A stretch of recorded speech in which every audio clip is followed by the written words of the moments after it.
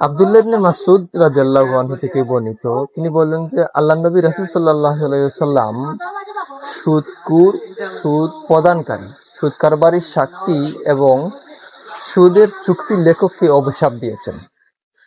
চিন্তা করে দেখেন, রাসূল সাল্লাল্লাহু আলাইহি ওয়াসাল্লাম যদি কোনো কাজের জন্য অভিশাপ দেন, সেই কাজটি কত বড় ঘৃণিত এবং পাপাচার সেই কাজটি হতে পারে। অন্য একটি হাদিসে আছে যে রাসূল সাল্লাল্লাহু আলাইহি ওয়াসাল্লাম বলেছেন, জেনে শুনে সুদ খায় এবং সুদ দেয়, সুদ প্রদান করে, সুদের সাক্ষীর সাথে জড়িত, সুদের লেখালেখির সাথে সম্পর্ক আছে, এরকম ব্যক্তিদের ব্যাপারে আল্লাহ রাসূল সাল্লাল্লাহু আলাইহি ওয়াসাল্লাম কিয়ামতের দিন অভিশাপ দিবেন। অর্থাৎ কিয়ামতের দিন অভিশাপ দেওয়ার মানে হচ্ছে এই যে হাসরের ময়দানে শেষ বিচারে রাসূল সাল্লাল্লাহু আলাইহি ওয়াসাল্লাম এই সমস্ত ব্যক্তিদের দিকে ফিরে তাকাবেন না, তাদের ব্যাপারে কোনো ধরনের সুপারিশ করবেন না।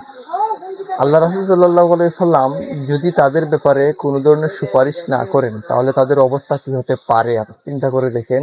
তাদেরকে ওই দিন হাসরের ময়দানে তিরস্কারের কথা বলেছেন, তাদেরকে তিরস্কার করা হবে।